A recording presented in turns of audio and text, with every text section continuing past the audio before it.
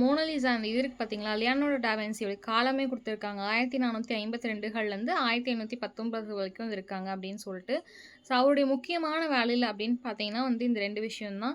இத தாண்டி வேற என்ன பாயிண்ட் அவரோடது தெரிஞ்சுக்கலாம் அப்படின்னு பார்த்தீங்கன்னா, லத்தீனையும், கணிதத்தையும் வந்து அவர் செல்ஃபாவே கத்துக்கிட்டாரு அப்படின்னு சொல்றாங்க.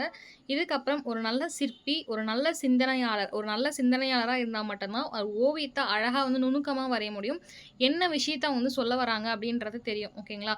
சில ஓவியம்லாம் பார்த்தீங்கன்னா வந்து, இந்த தோழா படத்துல வந்துட்டு கார்த்திக் வந்துட்டு வருவார்ல. ஸோ அந்த ஓவியத்துக்கு இவ்ளோ பெரிய பிரைஸான்ற மாரி அது வந்து நமக்கு தெரியாது. இன்கேஸ் நான் வந்து கலாய்க்கல. பட் ஆனா அதுல எனக்குமே டவுட் இருக்கு. இதுல என்ன இருக்குன்னு. ஆனா வந்து அந்த ஆர்ட் வந்து வரையறவங்களுக்கு தெரியும். அது சம்திங் ஏதோ ஒரு விஷயத்த சொல்லியிருக்காங்க அப்படின்ற மாரி. ஓகேவா? ஸோ அந்த மாரி வந்து விஷயத்த வந்து நெறைய சிந்தனையாளரால தான் வந்து கொண்டு வர முடியும். இத தாண்டி வந்து ஒரு நல்ல விஞ்ஞானி அப்படின்ற மாரி சொல்லியிருப்பாங்க. ஓகேங்களா? ஸோ அதுக்கப்புறம் பார்த்தீங்கன்னா வந்துட்டு, இன்னொன்னு வந்துட்டு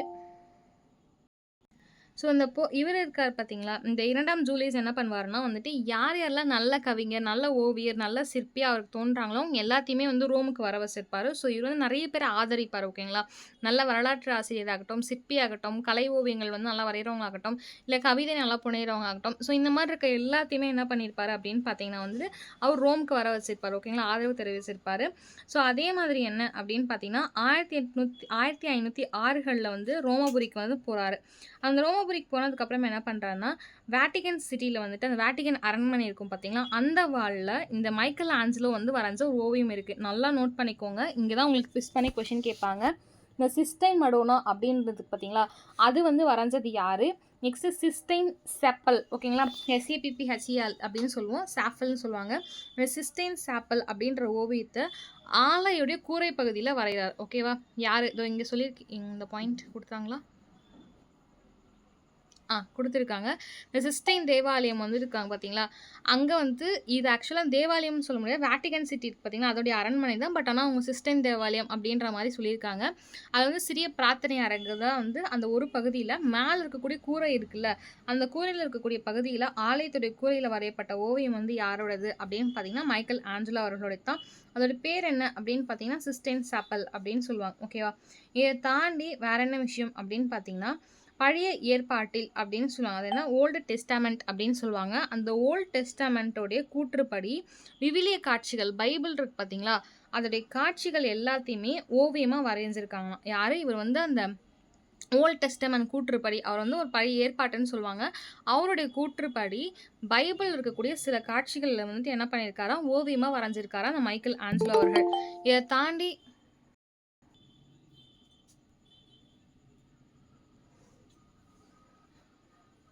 தாண்டி வேற என்ன அப்படின்னு பார்த்தீங்கன்னா, இறுதி தீர்ப்பு அப்படின்ற ஒரு விஷயத்தையும் சுவரோவியமா வந்துட்டு உலகுக்கே எடுத்து காமிச்சாராம். அந்த இறுதி தீர்ப்பு அப்படின்ற விஷயம் தான் வந்து மைக்கேல் ஆஞ்சலோட பெஸ்ட் ஒரு ஓவியமா கருதப்படுதுங்களாம்.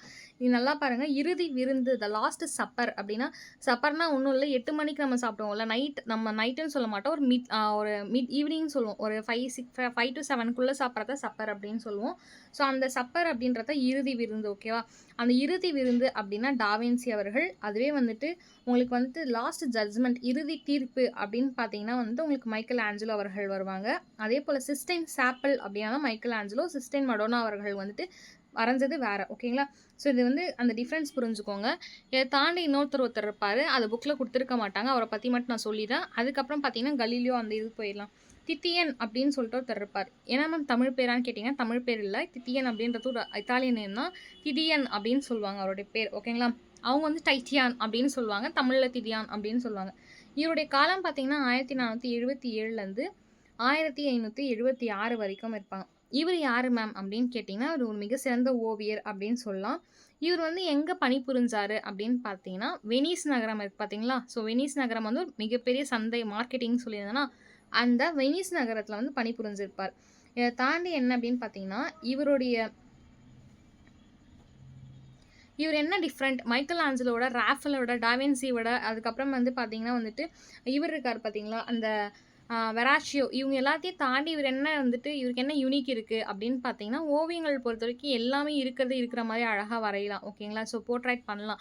ஆனா இவருகிட்ட என்ன டிஃபரன்ஸ் அப்படின்னு பார்த்தீங்கன்னா, கலர்ஸ் வந்து அவ்ளோ அழகா கையாளுவாங்களாம். ஸோ வந்து இப்ப பென்சில் ஆர்ட் பண்ணுவாங்க, சார்கோல் ஆர்ட் பண்ணுவாங்க. சார்கோல் ஆர்ட்னா கரி வச்சு வரைவாங்க. ஸோ வந்து நெறைய ஓவியத்துல நெறைய டிஃபரன்ஷியேட் இருக்கு. பிரஷ் ஆர்ட் இருக்கு. ஸோ இந்த மாரி இருக்கும்போது, இவர் வந்துட்டு அவர் கையாளும் விதம் எப்படி இருக்கும்னா, வண்ணங்கள வந்து அவ்ளோ அழகா கையாளுவாங்களாம். அவ்ளோ அட்ராக்ஷன்ஸா இருக்குமா இவருடைய ஓவியங்கள். யாரு? திடியானுடைய ஓவியங்கள். ஸோ இதுதான் இவருடைய சிறப்பு. சரி, ஓகே. இவர யார் வந்து ஆதரிச்சிருப்பாங்க அப்படின்னு பார்த்தீங்கன்னா, பேரரசர் 5ஆம் சார்லஸ் ஓகேங்களா? எம்பரர் சார்லஸ் 5 ஓகேங்களா? அவரு தான் என்ன பண்ணியிருப்பாரா, "ஏன்பா தம்பி நீ பயங்கரமா டிராயிங் பண்ற. டிராயிங் பண்றத தாண்டி நீ நல்லா கலர் குடுக்குற. இது ரொம்ப அட்ராக்ஷனா இருக்கு." அப்படின்னு சொல்லிட்டு அந்த ஓவியங்கள்லாம் பார்த்து வியந்து, சில ஓவியங்கள அவரே எடுத்துட்டு போயிட்டு காசு குடுத்து வாங்கி வச்சுப்பாராமா ஒரு அரண்மனையில. ஸோ இந்த மாரி இருக்கவனே நெறைய பேர் என்ன பண்றாங்கன்னா, ஸ்பெயின் நாட்ட சார்ந்தவங்க, இந்த மாரி இருக்கவங்க எல்லாமே நெறைய நாடுகளுக்கு ஐரோப்பா நாடுகளுக்கு போது இந்த மாரி ஓவியர் இருக்காரு. இந்த மாரி கலர் பண்றாரு அப்படின்னு சொல்லி நெறைய நாடுகள்ல இருக்கக்கூடிய மன்னர்கள்லாம் வந்துட்டு இவருடைய ஓவியங்கள வியந்து பார்த்து வாங்க ஆரம்பிச்சாங்க அப்படின்னு சொல்றாங்க. இதுல வந்து சில பேர் யாரு அப்படின்னு பார்த்தீங்கன்னா வந்துட்டு, ஸ்பெயின் நாட்ட சேர்ந்த 5ஆம் சார்லஸ் அவர்களும், போப்பாண்டவர் அவர்களும், 3ஆம் பால் அவர்கள் இவங்க எல்லாத்தையும் வந்து உருவங்கள அப்படியே அச்சாசல் வரைஞ்சு அவங்களுக்கு வந்து வித்திருக்காரு அப்படின்னு சொல்லிட்டு சொல்லலாம். இவர் வந்து மிகப்பெரிய ஒரு இத்தாலிய சிற்பிகள்ல வந்து ஒருத்தர் அப்படின்னு சொல்றாங்க. அதுவும் இல்லாம இத்தாலிய ஓவியருக்கான பெருமையே வந்து ஐரோப்பா நாட்டுக்கு சேர்த்ததுல இவரும் ஒருத்தர் அப்படின்னு சொல்றாங்க. ஸோ நீங்க ஞாபகம் வச்சுக்க வந்து ராஃபேல், டாவின்சி, ஆஞ்சலோ அவர்கள், திதியன் அவர்கள்.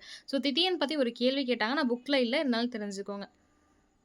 ஸோ இப்போ வந்து அடுத்த டாபிக் என்ன அப்படின்னு பார்த்தீங்கன்னா, அறிவியல் மற்றும் தொழில்நுட்பம். ஓகேங்களா? இதுக்கு முன்னாடி வந்து விஞ்ஞானத்துறை பத்தி படிச்சிடலாம். இந்த விஞ்ஞானத்துறையில வந்து ஒரு 2 பேர் இருப்பாங்க. ஓகேங்களா? ஸோ 2 விஷயத்த வந்து விஞ்ஞானத்துறையில படிப்போம். என்ன அப்படின்னு பார்த்தீங்கன்னா வந்து, ரோஜர் பேகன் அப்படின்னு சொல்லிட்டு ஒருத்தர் இருப்பாரு.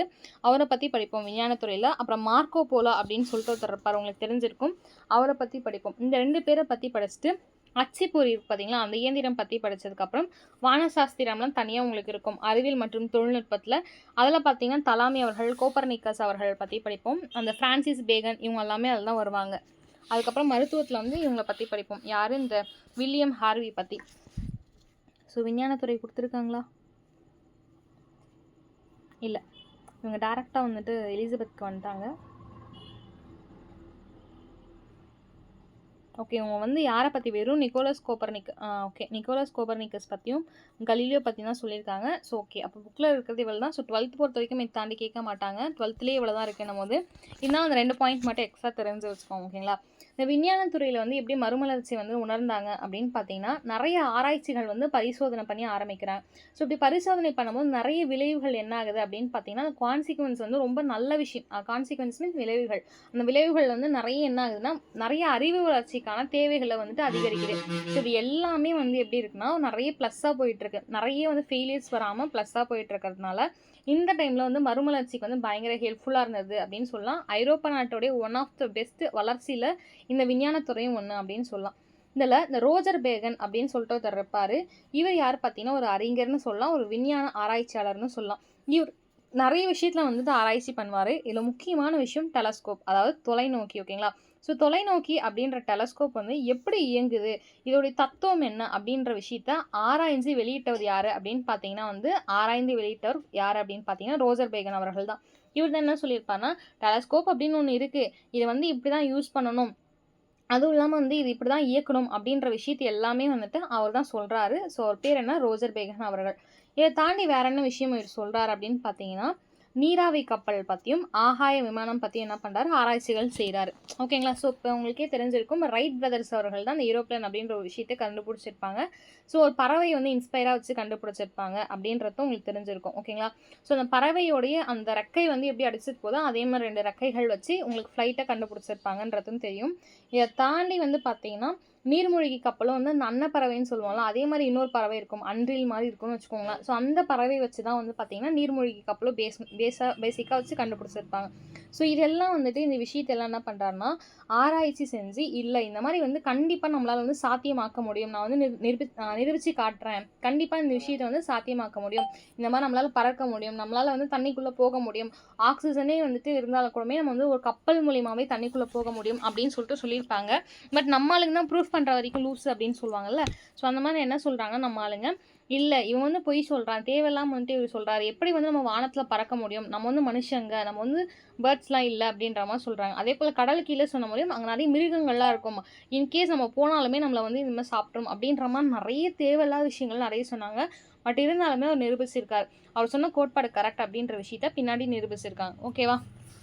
இதுக்கப்புறம் யார் அப்படின்னு பார்த்தீங்கன்னா வந்துட்டு இன்னொருத்தர் வருவார். யார் அப்படின்னு பார்த்தீங்கன்னா ஒரு மார்க்கோ போலோ அவர்கள். இவர் யார் மேம் அப்படின்னு பார்த்தீங்கன்னா திசை காட்டும் கருவி இருக்கு பார்த்தீங்களா, இவர் வந்து ஒரு மாலுமிங்க. ஓகேங்களா. ஸோ மாலுமி அப்படின்னா வந்து கப்பலில் பயணம் செய்வாங்க பார்த்தீங்களா, அந்த மாதிரி ஒரு கடல் மாலுமி அப்படின்னு சொல்லலாம்.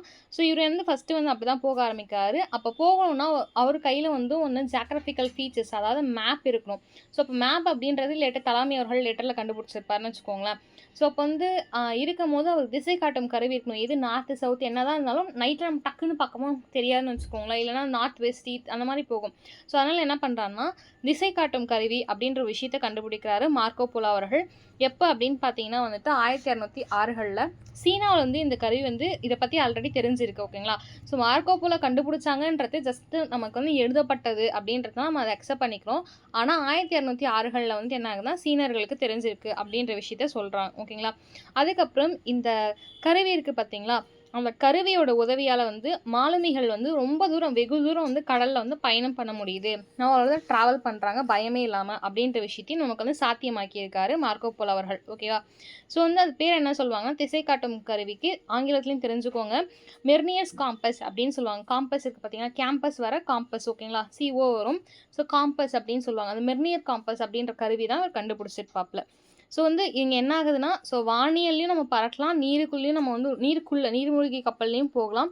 இதை தாண்டி கடல் இருக்கக்கூடிய வழிகளையும் நம்மளால் திசை கருவி வச்சு கண்டுபிடிக்கலாம் அப்படின்றது எல்லாமே மறுமலர்ச்சி காலத்தில் நடந்த விஞ்ஞானம் தான். சரி, ஓகே. இது எல்லாமே 14ஆம் நூற்றாண்டில் நடந்துடும். இந்த டைமில் என்ன ஆகும்னா 14th சென்ச்சுரியில் இப்படிலாம் நடக்கும் போது ஐரோப்பியர்கள் என்ன பண்ணுவாங்கன்னா முதல்ல வெடிமருந்து கண்டுபிடிப்பாங்க. எப்போ அப்படின்னு பார்த்தீங்கன்னா 14ஆம் சென்ச்சுரியில். ஓகேவா. ஸோ இதுக்கப்புறம் பார்த்தீங்கன்னா போர் முறைகளில் வந்து நிறைய மாறுதல்கள் ஏற்படுத்துவாங்க. இந்த ஐரோப்பியர்கள் வெடிமருந்து கண்டுபிடிச்சதுக்கப்புறம் தான் அதை யூஸ் பண்ணி டெஸ்ட் பண்ணி நிறைய நாடுகளை வந்து அவங்களுக்கு கீழே கொண்டு வந்திருப்பாங்க. ஸோ இதுவுமே வந்து அவங்களுடைய விஞ்ஞானத்தில் ஒன்றா வரும். ஓகேங்களா. அந்த வெடிமருந்து கண்டுபிடிச்சாங்க பார்த்தீங்களா, அந்த வெடிமருந்து கண்டுபிடிக்கிற டைம்லேயே வந்து செல்வாக்கு வந்து பயங்கரமாக வந்து இவங்க பெற்றிருப்பாங்க. அந்த வெடிமருந்து கண்டுபிடிச்சதுக்கப்புறம் துப்பாக்கி ஆகட்டும், வெடிகுண்டாகட்டும், இது எல்லாம் எப்படி பயன்படுத்தணும், எப்படி அடுத்த நாட்டுக்கிட்ட நம்ம வந்து போட்டு நம்ம வந்து அவங்கள வந்து கீழே வச்சுக்கணும் அப்படின்றது எல்லாமே வந்துட்டு ஐரோப்பியர்களுக்கு அப்பயே 14ஆம் நூற்றாண்டிலே தெரிய வந்திருக்கு அப்படின்றாங்க. இதை தாண்டி அச்சுப்பொறி அப்படின்ற ஒரு விஷயம் வரும். இந்த அச்சுப்பொறி அப்படின்ற விஷயம் பார்த்தீங்கன்னா உங்களுக்கு ஜான் குட்டன்பர்க் இருக்கார்ல, ஸோ அவர் வந்து என்னென்னா மெயின்ஸ் அப்படின்னு சொல்லிட்டு ஒரு நகரம் இருக்கும், அந்த நகரை சார்ந்தவர் தான் வந்து ஜான் குட்டன்பர்க் அவர்கள். ஸோ அவர் தான் வந்து அச்சு இயந்திரத்தை வந்து ஃபஸ்ட்டு வந்து இன்ட்ரோ பண்ணுவார். ஓகேங்களா. அதே போல் 1454களில் காகிதம் இருக்குல்ல, காகிதத்தால் ஒரு உலோகத்தை அச்சடித்து நம்மளால் வந்து வெளிப்படுத்த முடியும் அப்படின்ற விஷயத்த அச்சு இயந்திரம் வச்சு தான் கண்டுபிடிப்பார். ஓகேங்களா. இதுக்கப்புறம் வானசாஸ்திரம், இதில் பார்த்தீங்கன்னா உங்களுக்கு கலீலியோ கொண்டு வந்துட்டாங்க, கோப்பர்னிக்கஸ் கலீலியோ. அதுக்கு முன்னாடி பேசிக்காக ஒருத்தர் இருப்பார், அவர் தான் தலாமி அவர்கள். ஓகேவா. இவர் என்ன அப்படின்னு பார்த்தீங்கன்னா பூமி அப்படின்ற விஷயம் இந்த வடிவத்தில் தான் இருக்குது, கோள வடிவத்தில் தான் இருக்குது, ரவுண்டாக தான் இருக்குது, ஏன்னா ஒரு இடத்துல ஸ்டார்ட் பண்ணி இன்னொரு இடத்துல வர முடியும் அப்படின்றத வந்து நிரூபிச்சாருன்னு சொல்லிட்டு ஃபஸ்ட்டே சொல்லியிருப்பான் ஒருத்தர் வந்து. ஸோ அப்படி இருக்கும் போது வந்துட்டு என்ன ஆகும்னா பூமியுடைய வடிவத்தையும் சரி, பிரபஞ்சம் அப்படின்ற விஷயத்தில் பூமி அப்படின்னு ஒன்று வந்து ஒன் ஆஃப் திஸ் அவள் தான் அது வந்து ஒரு விஷயம். பூமி அப்படின்றது வந்து ஒரு நிறைய பிரபஞ்சம் இருக்குது, கேலக்ஸி இருக்குது, மில்கிவே கேலக்ஸி இருக்குது, யூனிவர்ஸ் இருக்குது, அதில் வந்து இது ஒரு விஷயம், ஒன் ஆஃப் த பார்ட்டே தவிர நம்ம வாழ்கிறது மட்டும்தான் ஒரு கிரகம் இல்லை அப்படின்ற விஷயத்தையும் இவர் தான் சொல்லியிருப்பார். ஓகேங்களா. இந்த கருத்துக்கள் எல்லாத்தையுமே சொல்லியிருப்பாங்க. ஸோ நிறைய பேர் ஊக்கமளிக்கவும் செஞ்சுருப்பாங்க. நிறைய பேர் என்ன சொல்லியிருப்பாங்க, அடிப்படையே எப்படி அப்போ வந்து இன்னொரு கிரகம் இருந்துச்சுன்னா அவங்க வந்து நம்மளை காண்டாக்ட் பண்ணியிருப்பாங்கல்ல, வந்திருப்பாங்கல்ல அப்படின்ற மாதிரியும் நிறைய பேர் சொல்லியிருப்பாங்க. ஸோ இவருடைய ஆராய்ச்சி பரிசோதனையில் என்ன சொல்லியிருப்பாருன்னா வந்துட்டு அடிப்படையாக பூமி அப்படின்ற விஷயம் வந்து கண்டிப்பாக வந்து ஒரு யூனிவர்ஸ், நம்ம வந்து ஒரு ஒன் ஆஃப் இதில் நமக்கு வந்து ஒரு பகுதி அப்படின்றத மட்டும் அவர் வந்து தெளிவாக சொல்லியிருப்பார். ஓகேவா. இதை தாண்டி இவர் யார் அப்படின்னு பார்த்தீங்கன்னா கிரேக்க வான நூலறிஞரான ஒருத்தர் தான் தலாமி அவர்கள். ஓகேங்களா. கிபி 2ஆம் நூற்றாண்டு சார்ந்தவர் இந்த தலாமி அவர்கள். இவர் என்ன சொல்கிறாருன்னா பிரபஞ்சத்துடைய மைய பகுதியில் தான் பூமி வந்து இருக்குது அப்படின்ற விஷயத்த சொல்லியிருப்பார். அதை தாண்டி பூமியை சுற்றி மற்ற கோள்கள் எல்லாமே சுழலுது அப்படின்ற கருத்தையும் வெளியிட்டிருப்பார். ஸோ உங்களுக்கு தெரிஞ்சிருக்கும், உங்களுக்கு பார்த்தீங்கன்னா வந்துட்டு அந்த 9 கோள் இருக்கும். ஸோ ப்ளூட்டோ எடுத்துட்டாங்க. ஸோ ப்ளஸ் இப்போ பார்த்தீங்கன்னா 8 தான். ஓகே உங்களுக்கு. ஸோ அப்போ இருக்கும் போது வந்துட்டு எப்படி அப்படின்னு பார்த்தீங்கன்னா உங்களுக்கு மெர்க்குரி, அப்புறமேட்டு வந்து mercury, Venus, earth, March, Jupiter, Saturn, Uranus, Neptune இன்னும் படிச்சுட்டு வருவீங்களா? ஸோ இப்போ எர்த்துக்கு தாண்டி இந்த 3வது எர்த் இருக்கும். அந்த எர்த்தை சுற்றி வந்து என்ன ஆகுது, இத்தனை கோள்கள் வந்து சுற்றுது அப்படின்ற விஷயத்தையும் இவர் சொல்லியிருப்பாரு. எர்த் வந்து centre of the point, geocentric theory அப்படின்னு சொல்லுவாங்க. இதை வந்து தமிழில் வந்து எனக்கு எக்ஸாக்டாக தெரியல, பட் ஆனால் ஆங்கிலத்தில் வந்து ஜியோசென்ட்ரிக் தியரி அப்படின்ற விஷயம் சொல்லியிருப்பாங்க. அதாவது என்னன்னா, பூமியை சுற்றி வந்து மற்ற கோள்கள் வந்து சுழலுது அப்படின்ற கருத்து தான் ஜியோசென்ட்ரிக் அப்படின்னு சொல்லுவாங்க. ஓகேங்களா? மையமாக வந்து பூமி இருக்குது அப்படின்னு சொல்லியிருப்பார். இந்த உண்மையை வந்துட்டு என்ன பண்ணுறாருன்னா, திருச்சபையில் இருக்கவங்க ஒத்துக்கிறாங்க. ஆமாம், இந்த மாதிரி இருக்கலாம், இவ்வளோ பெரிய அறிவாளி சொல்கிறாங்க, ஒத்துக்கலாம் அப்படின்னு தலாமி சொன்னதை ஒத்துக்கிறவங்க, கலீலியோ சொன்னதையும் அதுக்கப்புறம் சொன்னதையும் கல்லை தூக்கி அறிஞ்சு நீ சொல்கிறதான் தப்புடா அப்படின்னு சொல்லிட்டு சொன்னவங்களும் இருக்காங்க. ஓகேவா? ஸோ இவர் சொல்கிறாரு. இதுக்கப்புறமே இவர் இன்னொரு விஷயத்தையும் சொல்கிறார். என்ன அப்படின்னு பார்த்தீங்கன்னா, சூரியன் இருக்குது பார்த்தீங்களா, அந்த சூரியன் வந்து தான் பிரபஞ்சம் இருக்குல்ல, பிரபஞ்சத்துடைய மையத்தில் இருக்குது அப்படின்னு சொல்கிறாங்க. ஸோ பூமி அப்படின்றது கோள்களுடைய மையத்தில் இருக்குது. ஓகே, அது பேர் ஜியோசென்ட்ரிக் தியரி. இந்த சூரியன் அப்படின்றது இந்த பிரபஞ்சம், இந்த யூனிவர்ஸோடைய மையத்தில் இருக்குது. அதாவது ஹெலிசென்ட்ரிக் அப்படின்னு சொல்லுவோம். ஓகேங்களா? இல்லை ஹீலியோசென்ட்ரிக் அப்படின்னு சொல்லுவாங்க. இந்த ஹீலியோசென்ட்ரிக் என்ன அப்படின்னா, இப்போ மொத்தம் ஒரு யூனிவர்ஸ் இருக்குது. அதுக்கு நடுவில் யூனிவர்ஸ் வந்து ரவுண்டாக இருக்குன்னா, அதுக்கு நடுவில் சென்டர் ஆஃப் செமி சர்க்கிளுக்கு நடுவில் வந்து சூரியன் இருக்குது அப்படின்ற ஒரு விஷயத்த சொல்லியிருக்காரு. ஹீலியோசென்ட்ரிக் அப்படின்னு சொல்லியிருக்காரு. இதை வந்து ப்ரூவ் பண்ணுறதுக்கான கிரேக் அறிஞர் ஒருத்தர் இருப்பார். அவர் பேர் பித்தாகரஸ். நம்ம படிக்கும் 10th படிக்கும் போதெல்லாம் மாங்குன்னு படிச்சிருப்போம். Pythagoras theory 10th 12th. ஓகேங்களா? ஸோ அப்போ படிக்கும் பித்தாகரஸ் அப்படின்னு சொல்லிட்டு ஒருத்தர் இருப்பார்.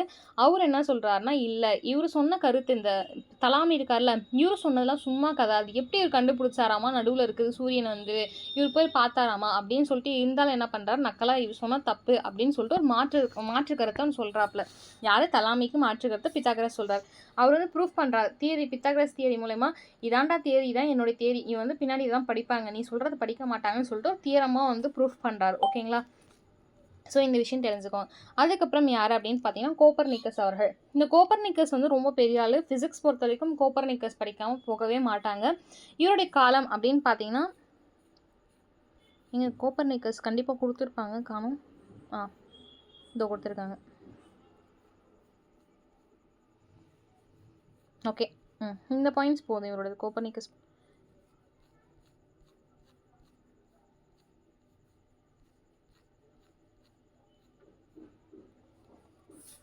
ஓகே, இவருடைய ஃபுல் நேம் என்ன அப்படின்னு பார்த்தீங்கன்னா, நிக்கோலஸ் கோப்பர்னிக்கஸ் அப்படின்னு சொல்லுவாங்க. 1473 1453 வரைக்கும் இருக்கும். இவர் எந்த நாட்டை சார்ந்தவர் அப்படின்னு பார்த்தீங்கன்னா, போலாந்து நாட்டை சார்ந்தவர். ஓகேவா? 1 செகண்ட் வெயிட் பண்ணுங்க.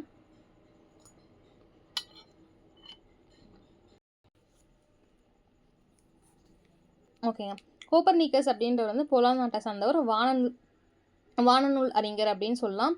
ஸோ இவர் என்ன சொல்கிறாருன்னா, தலாமி சொன்னார் பார்த்தீங்களா, அந்த கோட்பாடு மொத்தமுமே தப்புங்க, அந்த சொல்லிட்டு போயிட்டாரு, அது ஃபுல்லுமே தப்பு அப்படின்னு சொல்லிட்டு இவரும் நிரூபிக்கிறார். ஆல்ரெடி நான் பித்தாகரஸ் என்ன சொல்கிறா, ஒரு கான்ட்ரவர்ஷியல் உள்ளே இருந்துச்சு.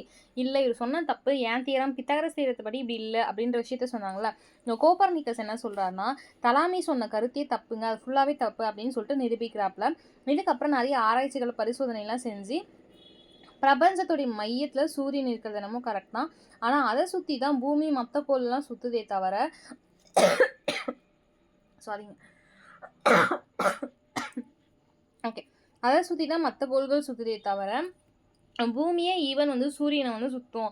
அது எப்படி வந்து பூமியை சுற்றி மற்ற கோள்கள் வந்து சுற்றுது அப்படின்னு சொல்லிட்டு அவர் சொல்லியிருக்காரு அப்படின்ற மாதிரி வந்து கோப்பர்னிக்கஸ் சொல்கிறாரு. ஸோ கோப்பர்னிக்கஸோடைய தேதி தான் நம்ம இப்போ வரைக்குமே அக்செப்ட் பண்ணுறோம், அதான் உண்மை. ஓகேவா? ஸோ வந்து தலாமி சொன்னது அட்லீஸ்ட் அவர் வந்து அந்த காலத்தில் ஒரு விஷயத்தை வந்து கண்டுபிடிச்சிருப்பாரு. ஓகே, அது வந்து ஒரு தண்ணி வரல. ஓகே, ஸோ அவர் என்ன சொல்லியிருப்பார் அப்படின்னு பார்த்தீங்கன்னா வந்துட்டு, கரெக்ட் வந்து ஒரு பூமி இருக்குன்னா வந்துட்டு அந்த பூமி வந்து தானே அதாவது அதை சுற்றிக்கிறத தாண்டி இந்த மொத்த பிளானட் இருக்கு பார்த்தீங்கன்னா, எல்லாமே சூரியனை சுற்றி தான் வரும் அப்படின்ற மாதிரி சொல்லியிருப்பார். ஓகேவா? இந்த உண்மையை வந்து எப்போ சொல்லியிருப்பார் அப்படின்னு பார்த்தீங்கன்னா, 1543 சொல்லியிருப்பார். இதுக்கு வந்து ஒரு பேரும் வச்சுருப்பார். ஒரு புக்கையும் வந்து 1543 வந்து ரிலீஸ் பண்ணியிருப்பாங்க. அந்த புக்கோட பேர் என்ன அப்படின்னு பார்த்தீங்கன்னா, concerning the revolutions of the celestial bodies அப்படின்னு சொல்லியிருப்பாங்க. ஓகேங்களா? நமக்கு இப்போ எவ்வளோ ஜுரம் அடிக்குதுன்னு பார்த்தீங்கன்னா, எத்தனை செல்சியஸ் அடிக்குதுன்னு சொல்லுவாங்கல்ல, அதே மாதிரி வந்து concerning the revolution of the celestial body அப்படின்னு சொல்லிட்டு ஒரு புக்கை 1543 வெளியிட்டிருப்பார். அந்த புக்கில் என்ன சொல்லியிருப்பார் அப்படின்னு பார்த்தீங்கன்னா வந்து, பூமி ஆகட்டும் மற்ற கோள்கள் ஆகட்டும் எல்லாமே சுழலுது. ஆனால் வந்துட்டு பூமி தன்னை தானே சுழல்றதை தாண்டி சூரியனை தான் எல்லா கோள்களும் சுழலுது அப்படின்ற விஷயத்த அவர் சொல்லியிருப்பார். ஓகேவா? 1 செகண்ட் வெயிட் பண்ணுங்க. ஓகே, ஃபைனுங்க, கண்டினியூ பண்ணலாம். ஸோ இதுக்கப்புறம் என்ன அப்படின்னு பார்த்தீங்கன்னா வந்துட்டு, இந்த கருத்துக்கள வந்து இன்னைக்கு வரைக்குமே வானசாஸ்திரம் என்ன பண்றாங்க, ஒரு அடிப்படையா வந்து இது அமைஞ்சிருக்கு அப்படின்ற விஷயத்த ஏத்துக்கிறாங்க. பட் ஆனா என்ன உண்மைன்னா, இவங்க எல்லாம் கண்டுபிடிக்கிறதுக்கு முன்னாடி ஆரியப்பட்டான்னு சொல்லிட்டு ஒரு ஆள் இருப்பாரு. அவருடைய சூரிய சித்தாந்தம் புக் ஆகட்டும், இல்ல அதுக்கப்புறம் வராகமி இதாகட்டும், இவங்க எல்லாமே வந்துட்டு ஆக்சுவலா அந்த டெலஸ்கோப் அது இது எந்த ஒரு இன்ஸ்ட்ருமெண்ட்ஸ் எதுவுமே இல்லாம, அதாவது இன்ஸ்ட்ருமெண்ட்ஸ் சொல்ல முடியாது. எந்த ஒரு வான ஆராய்ச்சி ஒரு விஷயமே இல்லாம, அவங்களோட ஞானம் கண்ணாலே பார்த்து, இந்த 9 கோள் இருக்கு. இது இந்த மாரி இருக்கு. இது சுத்துது. சன்னுன்றது தான் சுத்தி வருது. அப்படின்ற விஷயத்த ப்ரூஃப் பண்ணிட்டாங்க. பட் ஆனா வந்துட்டு இவங்க தான் கண்டுபிடிச்சாங்க அப்படின்ற விஷயம் இந்தியால இருக்கக்கூடிய ஹிஸ்ட்ரி ஸ்டடீஸ்ல தவிர, மத்த எந்த நாட்டுல இருக்கவங்களுக்குமே தெரியாது ஆக்சுவலா. அது எல்லாமே வந்து நிலால கால் வச்சது யாருன்னா நீல் ஆம்ஸ்ட்ராங். அவ்வளோதான் அவங்களுடைய கான்செப்ட். அவங்க கால வச்சாங்களா இல்லையா? இல்ல சும்மா கொடிய பறக்க விட்டாங்களா? காத்து இருந்துச்சா? அது எதுவுமே இல்ல. அவங்களுடைய தியரி படி அவங்க ப்ரூஃப் பண்ணாங்க. நம்ம அத நம்புறோம் அவ்வளோதான். ஆனா உண்மையான விஷயம் என்னன்னா, கோப்பர்னிக்கஸ்க்கு முன்னாடியே வந்து ஆரியப்பட்டா கிட்டத்தட்ட எத்தனாயிரம் வருஷத்துக்கு முன்னாடியே அவர் கண்டுபிடிச்சு ப்ரூஃப் பண்ணி அவருடைய புக்லயுமே ஈவன் எழுதியிருப்பாரு. ஓகேவா? ஓகே. இத கன்டின்யூ பண்ணி யார் வருவாங்க அப்படின்னு பார்த்தீங்கன்னா, கெப்லர் அப்படின்னு சொல்லிட்டு வருவாரு. இவரும் ஃபிசிஷியன் தான். ஸோ இவர் யார் அப்படின்னு பார்த்தீங்கன்னா, ஜெர்மன் நாட்ட சேர்ந்த ஒருத்தர் தான். ஜான் கெப்லர் அப்படின்னு சொல்லுவாங்க. இவ் இவர் என்ன விஷயத்த சொல்றாரு அப்படின்னு பார்த்தீங்கன்னா, இவரும் இந்த கலீலியோ அப்படின்னு சொல்லிட்டு ஒருத்தர் இருப்பாரு. ஓகேங்களா? ஸோ இவங்க 2 பேருமே என்ன பண்றாங்கன்னா, நெறைய ஆராய்ச்சிகள்லாம் பண்றாங்க. கோப்பர்னிக்கஸ் சொன்னது கரெக்ட்டா அப்படின்ற விஷயத்த ஆராய்ச்சி பண்றாங்க. ஆமா, கோப்பர்னிக்கஸ் சொன்னது கரெக்ட்டா அப்படின்ற விஷயத்த ஒத்துக்கிறாங்க. இத தாண்டி கெப்லர் அவர்களும், கலீலியோ அவர்களும் இன்னொரு விஷயத்த சொல்றாங்க. சூரியன சுத்தி எந்த பாதையில சுத்துது தெரியுமா? நீ சுத்துதுன்னு சொல்லிட்ட கரெக்ட் தான். ஆனா எந்த பாதையில சுத்துது அப்படின்னு பார்த்தீங்கன்னா, எலிப்டிக்கல் ஆர்பிட்ஸ் பாதையில தான் சுத்துது. அதாவது நீள்வட்ட பாதை அப்படின்னு சொல்லுவாங்க தமிழ்ல. ஸோ சூரியன சுத்துதுன்றது கரெக்ட்டா கோப்பர்னிக்கஸ். நீங்க சொன்னத நாங்க வந்து கோஆப்பரேட் பண்ணி ஒத்துக்கிறோம். ஆனா வந்து கெப்லரும், கலீலியோ என்ன சொல்றாங்கன்னா, சூரியன நீள்வட்ட எலிப்டிக்கல் ஆர்பிட் ஸ்ட்ரக்சர்ல தான் சுத்துது அப்படின்ற விஷயத்த வந்து சொல்றாங்க. இந்த விஷயத்த வந்து கண்டுபிடிச்சவர் யாரு அப்படின்னு பார்த்தீங்கன்னா, கெப்லர் தான். ஓகேவா? இதுக்கப்புறம் என்ன பண்றாங்கன்னா, கலீலியோ வந்து பௌத்திகம் இருக்கு பார்த்தீங்களா, அதாவது புத்தன்னு சொல்லுவோம் பார்த்தீங்களா, அந்த புத்த சாஸ்திரங்கள்ல நெறைய வந்துட்டு பார்த்தீங்கன்னா வந்து வானத்த பத்தி ஆராய்ச்சி பண்ணி நெறைய நூல்கள்லாம் இருந்திருக்கும். அதுல இருக்கக்கூடிய ஒரு வல்லுனர், அதாவது பௌத்த சாஸ்திர வல்லுனர ஒருத்தர மீட் பண்றாரு. அவர மீட் பண்ணி என்ன சொல்றாருன்னா வந்து, இந்த மாரி தொலைநோக்கி அப்படின்னு ஒரு விஷயம் இருக்கு. அந்த விஷயத்த வந்து நான் உருவாக்குறேன். அந்த விஷயத்த உருவாக்கி நான் என்ன பண்றேன், இந்த எத்தன பிளானட் இருக்கு, என்ன வந்து எப்படி சுத்துது அப்படின்ற விஷயத்தலாம் நான் சொல்றேன் அப்படின்னு சொல்லிட்டு சொல்றாப்ல. ஆனா வந்து எல்லாருமே என்ன சொல்றாங்க அப்படின்னு பார்த்தீங்கன்னா, இல்ல இந்த ஆள் வந்து சொல்ல மாட்டான். இவர் பண்றது எல்லாமே தப்பு. இவர் வந்துட்டு நேச்சருக்கு ஆப்போசிட்டா போறாரு அப்படின்ற மாரி நெறைய வந்து இவர் மேல வந்து அவ்ளோ குற்றச்சாட்டுகள் இருக்கும். ஈவன் வந்து இவரும் சரி இன்னொருத்தர் இருப்பாரு. எனக்கு அவர் பேர் டக்குன்னு ஞாபகம் இல்ல. கல்ல தூக்கி எரிஞ்சே அவர வந்து மேக்ஸிமம் வந்து கொல்ற ஸ்டேஜ்க்கு கொண்டுட்டு வருவாங்க. ஓகேங்களா?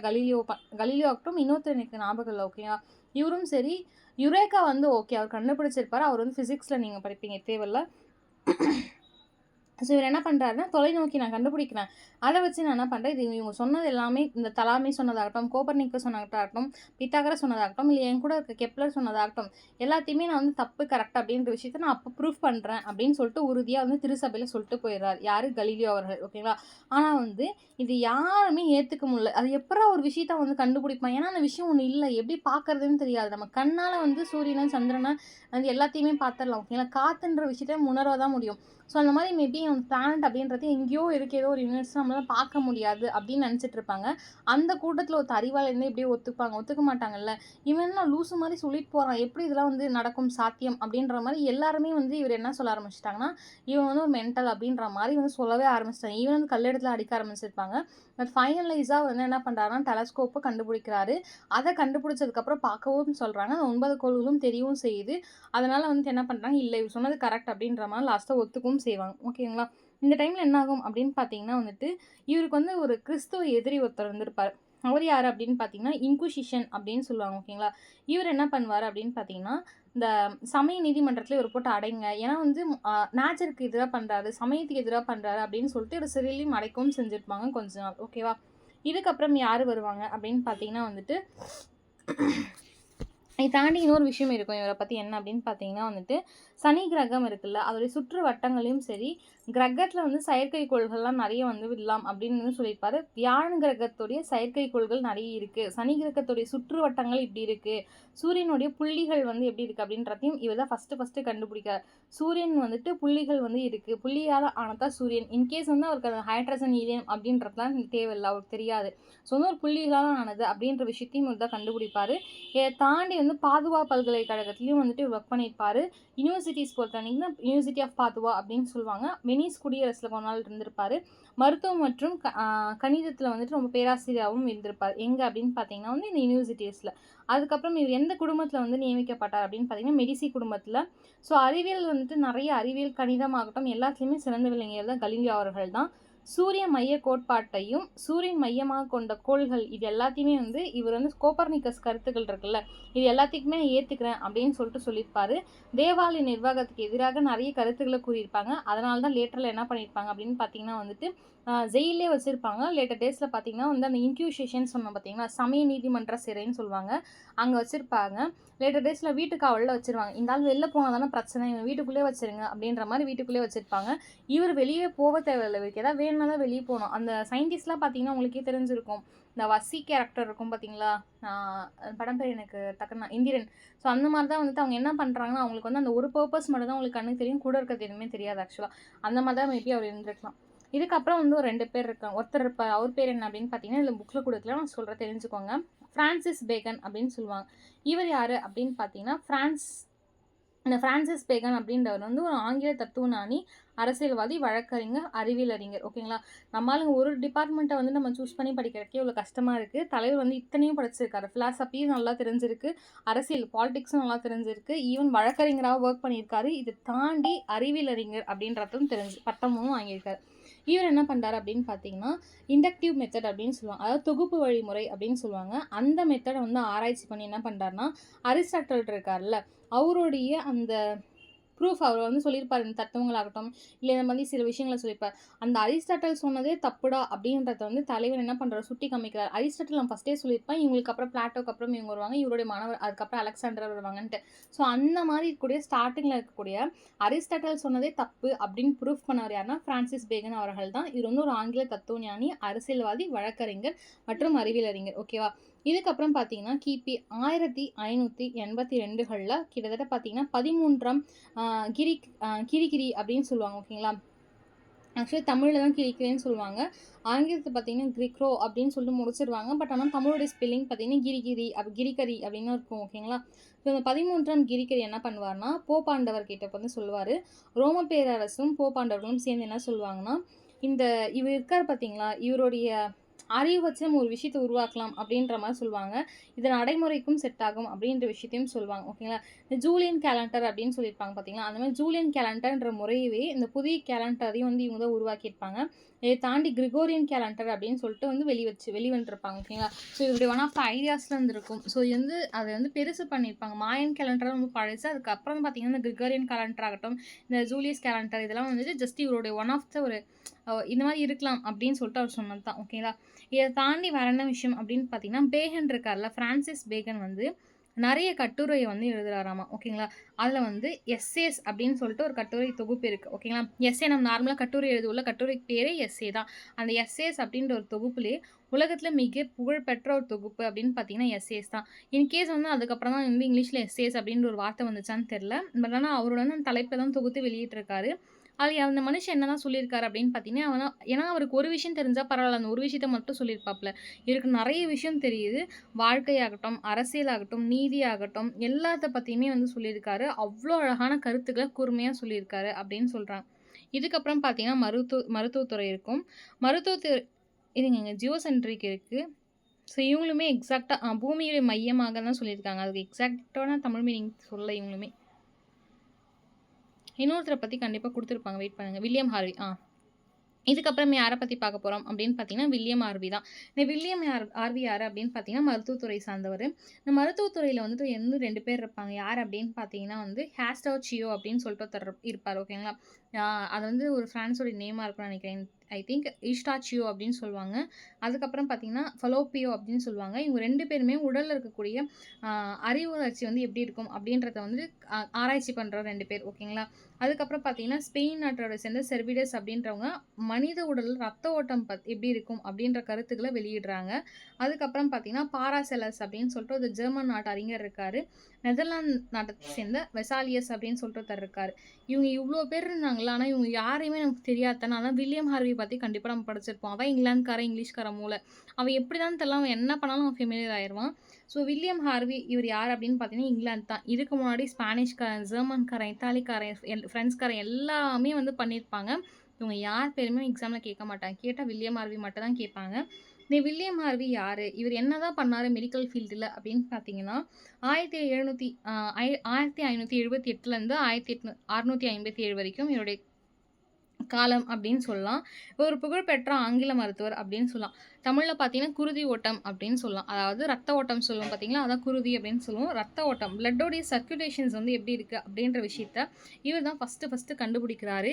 இவர் கண்டுபிடிச்சதுக்கப்புறம் வரலாற்றிலேயே வந்து எப்படி இருக்காம ஒரு மிகப்பெரிய திருப்பு முனையா அமைதா. ஏன்னா பிளட் சர்க்குலேஷன் பார்த்தீங்கன்னா, ஒரு விஷயம் சொல்றேன். உங்க எல்லாத்துக்குமே தெரிஞ்சது தான். இப்போ பிளட் வந்து நமக்கு எடுப்பாங்கல்ல. ஸோ பிளட் எடுக்கும்போது வந்து நரம்பு பார்ப்பாங்கல்ல. இந்த வந்து கிரீன் கலர்ல இருக்கும் நரம்பு அப்படின்னு. ஆக்சுவலா இல்ல. அது வந்து பிளாக் கலர் உள்ள இருக்கும். ஸோ கிரீன் கலர் நரம்பு இருக்கான்னு பாருங்க அப்படின்னு சொல்லிட்டு சொல்லுவாங்கல்ல. அது என்ன அப்படின்னு பார்த்தீங்கன்னா, அந்த பேட் பிளட் தான் மேலே ஓடும் ஆக்சுவலா. நல்ல பிளட் ஃபுல்லுமே கீழ தான் இருக்கும். அந்த கெட்ட ரத்தத்துலருந்து தான் என்ன பண்ணுவாங்க அப்படின்னு பார்த்தீங்கன்னா, என்ன நோய் இருக்கு அப்படின்றதையும் நம்மளால ஐடென்டிஃபை பண்றதுக்கே கெட்ட ரத்தம் தான் வேணுமா. ஸோ அந்த மேலே தெரியிற எல்லாம் அந்த கிரீன் நரம்பு இருக்க உள்ள எல்லாமே வந்து கெட்ட ரத்தம் தான் இருக்கும். ஓகேங்களா. ஸோ நல்ல ரத்தம்லாம் கிடையாது. கெட்ட ரத்தம் தான். அது என்ன ரத்தமா இருந்தாலும் உற்பத்தி நமக்கு ஆயிட்டே தான் இருக்கும். ஓகேங்களா. ஸோ இந்த மாதிரி நிறைய திருப்பு முனைகள் வந்து இவருடைய கண்டுபிடிப்புல தான் வருது அப்படின்னு சொல்லிட்டு சொல்றாங்க.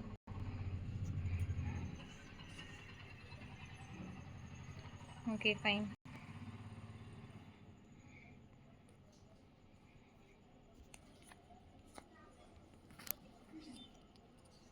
ஓகே. ஸோ இப்போ என்ன அப்படின்னு பார்த்தீங்கன்னா வந்து நெக்ஸ்ட்டு நிறைய ஒரு முக்கிய பங்களிப்புலாம் நிறைய இருந்திருக்கு அப்படின்னு சொல்கிறாங்க. சுழற்சி முறைகள்லாம் எப்படி இருக்குது, ரத்த ஓட்டத்துடைய கண்டுபிடிப்பு பற்றியும் ஆகட்டும், இதயத்துடைய செயல்பாடுகள்லாம் வந்து இதை சொல்லியிருப்பார். இதயம் அப்படின்றது வந்து ஒரு பம்பு போல் இருக்கும். அதில் வந்துட்டு என்னென்னா தமனிகள்னு சொல்கிறாங்க, ஆர்டரிஸ் அப்படின்னு சொல்லிட்டு ஆங்கிலத்தில் சொல்லுவாங்க. இன்னொன்று பார்த்தீங்கன்னா வெயின்ஸ், அது வந்து தமிழில் சிறைகள்னு சொல்லுவாங்க நினைக்கிறேன். ஓகே. தமனிகள் சிறைகள் அப்படின்னு சொல்லுவாங்க. அந்த ஆர்டரிஸ் வெயின்ஸ் மூலியமாக தான் வந்துட்டு எல்லாமே ரத்தம் வந்து போர்த்து வரது எல்லாமே இருக்குது அப்படின்ற விஷயத்த இவர் தான் சொல்லுவார். ஓகேங்களா. ஸோ வந்து இதயத்திற்கு வந்து திரும்புது, அதுக்கப்புறம் இந்த வழியாக வருது அப்படின்ற விஷயத்தை நிரூபித்ததும் இந்த வில்லியம் ஹார்வி அவர்கள் தான். அதுக்கப்புறம் பார்த்தீங்கன்னா இந்த ஹார்வி வந்து இதை தாண்டி விலங்குகளுடைய விலங்குகளை பிளந்து பரிசோதனை செய்ய ஆரம்பிக்கிறாரு. அதுலேயும் என்ன பண்ணுறாரு அப்படின்னு பார்த்தீங்கன்னா அணுகுமுறைகள், அவர் நிறைய முயற்சிகள் அணுகுமுறைகள்லாம் செஞ்சு இந்த அனிமல்ஸ்க்கும் இந்த விஷயம்லாம் இருக்குது அப்படின்ற விஷயத்தையும் சொல்லியிருப்பாரு. இதை தாண்டி வால்வுகளின் பங்கு, அதாவது வால்வ்ஸ்ன்னு சொல்லுவோம் பார்த்தீங்களா நம்ம ஹார்ட்டில், அதுலேயும் நிறைய பங்குகள் வந்து விதிச்சிருக்காரு. இந்த மாதிரி இருக்கும், அந்த மாதிரி நாள் இருக்கும் அப்படின்ற விஷயத்தெலாம் அவர் தான் ப்ரூவ் பண்ணியிருக்காப்புல. இதை தாண்டி ஒரு விஷயம் பயங்கர பீக் என்ன அப்படின்னு பார்த்தீங்கன்னா பிளட் சர்க்குலேஷன் தான். இன்னொரு விஷயம் என்ன அப்படின்னு பார்த்தீங்கன்னா டிமோட்டோகார்டிஸ் அப்படின்னு சொல்லுவாங்க. ஓகேங்களா. டிமோட்டோகார்டிஸ் அப்படின்னு சொல்லிட்டு இந்த டிமோட்டோகார்டிஸ்னால் என்ன அப்படின்னு பார்த்தீங்கன்னா, இந்த அனாட்டமிக்கல்லாம் படிப்பீங்களா, மெடிக்கலில் வந்து எல்லாமே பார்த்தீங்கன்னா அனாட்டமின்னு சொல்லுவாங்கள்ல. இந்த அனாட்டமிக்கல் படிக்கும் போது என்ன ஆகும் அப்படின்னு பார்த்தீங்கன்னா, ஒரு பிளட்டுக்கும் ஹார்ட்டுக்கும் கனெக்ஷன்ஸ் பற்றி அனாட்டமியில் படிப்பாங்க. அது அனிமல்ஸ் பற்றி ஆகட்டும், இல்லை மனுஷங்களை பற்றி ஆகட்டும், எதை வேணாலும் இருக்கும். வெட்டினரிஸ் வந்து அனாட்டமியில் அனிமல்ஸ் பற்றி படிப்பாங்க. இங்கே பார்த்தீங்கன்னா ஹியூமன்ஸ் பற்றி படிப்பாங்க. இவர் வந்து ஒரு ரிசர்ச் பண்ணி இந்த டிமோட்டோகார்டியஸ் அப்படின்னு சொல்லிட்டு ஒரு ரிசர்ச் பண்ணுறாரு. 1628களில் ஒரு வெளியிடுறாரு. அதோட பேர் என்ன அப்படின்னு பார்த்தீங்கன்னா anatomical exercise on the motion of the heart and blood in animals அப்படின்னு சொல்லிட்டு. தமிழில் என்ன அப்படின்னு பார்த்தீங்கன்னா அனாட்டமிக்கல் எக்ஸசைஸ் ஆன் அதே தான் தமிழில் கொடுத்துருக்காங்க. பிளட் இன் அனிமல்ஸ் அப்படின்னு சொல்லிட்டு ஒரு விஷயத்த வந்து ரியலைஸ் பண்ணி அது எப்படிலாம் வந்து வேலை செய்யுது அப்படின்ற மாதிரி ஒரு பெரிய ஒரு புத்தகத்தையும் எழுதுறாப்புல. ஓகேவா. ஸோ இதுக்கப்புறம் என்ன அப்படின்னு பார்த்தீங்கன்னா இசை பொறுத்த வரைக்கும் மேக்ஸிமம் நீங்கள் பார்த்தீங்கன்னா கிறிஸ்டின்ஸில் இருக்கவங்க வந்து நிறைய வந்து அந்த திருச்சபைக்காகட்டும் சபைகளுக்கெலாம் போய் பாடுவாங்க. ஸோ பேசிக்காகவே உங்களுக்கு வந்து அந்த நேச்சர் வந்து இருக்கும், பாடுற நேச்சர் இருக்கும். ஸோ நிறைய வந்து இப்படிலாம் இருந்திருக்கு அப்படின்னு சொல்லிட்டு நிறைய பேர் சொல்கிறாங்க. ஓகேவா. ஸோ இதுக்கப்புறம் என்ன அப்படின்னு பார்த்தீங்கன்னா வந்துட்டு ஸோ இந்த மாதிரி நிறைய நாடகங்கள்லாம் போட்டிருக்காங்க அப்படின்னு சொல்லியிருக்காங்க. ஓகேவா. ஸோ இது என்ன அப்படின்னு பார்த்தீங்கன்னா உங்களுக்கு மறுமலர்ச்சி ஆகட்டும் சீர்திருத்தத்துடைய காலவரிசை அப்படின்னு சொல்லலாம். ஸோ இந்த இன்குசிஷன் வந்து பற்றி நான் சொல்கிறேன். பட் ஆனால் ஸ்டார்டிங் ஃபஸ்ட்டு அதான் இன்குசிஷன் ஸ்டார்ட் ஆகும். இது என்ன அப்படின்னு பார்த்தீங்கன்னா வந்துட்டு சமய நீதிமன்றம் அப்படின்னு சொல்லலாம். ஓகே. நான் ஃபஸ்ட்டே சொல்லியிருந்தேன் கலீலியோ தூக்கி ஜெயிலில் போடுவாங்கன்னு சொல்லிட்டு இதை வச்சு தான் போடுவாங்க. ஸோ வந்து இது என்ன ஆகும் அப்படின்னு பார்த்தீங்கன்னா ஐரோப்பா நாடுகளில் கத்தோலிக்கர் இருக்காங்க பார்த்தீங்களா. ஏன்னா கிறிஸ்டியன்ஸில் 2 பேர் இருப்பாங்க, அதே போல் முஸ்லீம்ஸ்லேயும் 2 பேர் இருப்பாங்க நினைக்கிறேன். ஸோ அந்த மாதிரி கத்தோலிக்ஸ் இருப்பாங்க பார்த்தீங்களா, அவங்களால் நிறுவப்பட்டது தான் வந்து பார்த்தீங்கன்னா இன்குசிஷன் அப்படின்னு சொல்லுவாங்க. இந்த சமய நீதிமன்றம் அப்படின்னு சொல்லுவாங்க. இந்த நீதிமன்றத்தில் வந்து நிறைய பேர் என்ன பண்ணிருப்பாங்க அப்படின்னு பார்த்தீங்கன்னா பணியாற்ற வந்திருப்பாங்க. அந்த கத்தோலிக்க சமயத்தில் இருப்பாங்க பார்த்தீங்களா, அவங்க என்ன பண்ணுறாங்கன்னா வந்து நிறைய பேர் பிரச்சாரங்கள் வந்து அவங்க தான் செய்ய ஆரம்பிக்கிறாங்க. இதனால் என்ன ஆகுதுன்னா, திருச்சபைகள் வந்து நிறைய பேர் குறை கூறுறாங்க. ஏன் கத்தோலிகர்கள் மட்டும் செய்றாங்க? ஏன் மத்தவங்க செய்யக்கூடாது? அப்படின்னு சொல்லிட்டு திருச்சபைகள்லாம் நிறைய பேர் வந்து குறை கூற ஆரம்பிக்கிறாங்க. இதனால் நீதிமன்றங்கள் என்ன பண்றாங்கன்னா, அவங்க மீது தண்டனைகள் அளிக்கிறாங்க. குற்றங்கள் வந்துட்டு என்ன பண்றாங்கன்னா, சாட்டி தண்டனைகள் அளிக்கிறாங்க. ஸோ அந்த தண்டனைகள் பொறுத்தவரைக்கும் எப்படி இருக்கும்னா, ரொம்ப கொடிய தண்டனைகளா இருக்கும். இதுக்கப்புறம் வந்து நீதிமன்றங்கள்ல இருக்கக்கூடிய அரசாங்கங்கள்லாம் இருப்பாங்க பார்த்தீங்களா? அவங்க என்ன பண்றாங்கன்னா, சிபாரிசு செய்றாங்க. இன்குசிஷன் தான் பெஸ்ட் அப்படின்ற மாரி. ஸோ இங்க என்ன பேசிக் பிரச்சனை அப்படின்னு பார்த்தீங்கன்னா வந்துட்டு, இந்த இன்குசிஷன் அப்படின்ற விஷயத்த 1608களில் போப் 3ஆம் இன்னசென்ட் அப்படின்னு சொல்லிட்டு ஒருத்தர் இருப்பார். அவர் பேர் இன்னசென்ட் தான். பேரில் மட்டும்தான் இன்னசென்ட்டாக இருப்பாப்புல. அவர் தான் வந்து நிறுவுவார். ஓகேங்களா? அதுக்கப்புறம் பார்த்தீங்கன்னா 1478கள் சமயத்தில் என்ன ஆகும் அப்படின்னு பார்த்தீங்கன்னா வந்துட்டு, ஒரு ஆணை வந்து பிறப்பிப்பாங்க. அந்த ஆணையத்தில் என்ன சொல்லியிருப்பாங்கன்னா வந்து, இந்த இன்குசிஷன் அப்படின்ற மன்றத்தை போப் 4ஆம் சிக்ஸ்டன் அவர்கள் வந்துட்டு திருப்பி வேற மாதிரி ஏற்படுத்துவாப்புல. அதில் என்ன சொல்லியிருப்பாருன்னா, இந்த மன்றத்தில் வந்து யாரை வந்து வச்சிருப்போம்னா, குற்றங்களை வந்து யார் செய்கிறாங்களோ அவங்கள விசாரித்து நாங்கள் தண்டனை வந்து கொடுப்போம் அப்படின்னு சொல்லியிருப்பாரு. அந்த அதிகாரத்தை வந்து யாருக்கு வந்து போயிருக்கும் அப்படின்னு பார்த்தீங்கன்னா, போப் 3ஆம் பாலுக்கு வந்து போயிருக்கும். இது எப்போ போயிருக்கும் அப்படின்னு பார்த்தீங்கன்னா 1542களில் போயிருக்கும். இந்த இடத்துல வந்து போப்போடைய மன்ற உறுப்பினர்கள்லாம் இருப்பாங்க. அவங்க பேர் என்ன அப்படின்னு பார்த்தீங்கன்னா கார்டினல்ஸ் அப்படின்னு சொல்லுவாங்க. ஏன்னா கார்டினல்ஸ் அப்படின்னு சொல்லுவாங்க. இந்த 6 பேர் வந்து நீதிபதியாக இருப்பாங்க இந்த இந்த மன்றத்தில், இன்குசிஷன் அப்படின்ற இடத்துல. இதில் என்ன சொல்லியிருப்பாங்கன்னா, உண்மையிலேயே ப்ரொட்டஸ்டன்ட்டுகள் இருக்காங்க பார்த்தீங்களா, அவங்கள வந்து ஒடுக்கணும் அப்படின்னு சொல்லுவாங்க. அந்த ப்ரொட்டஸ்டன்ட்டுகள் யார்? மார்ட்டின் லூதர் சொன்னான்னா, அவங்கள வந்து ஃபாலோ பண்ணுறவங்க தான் ப்ரொட்டஸ்டன்ட்ஸ்னு சொன்னேன்.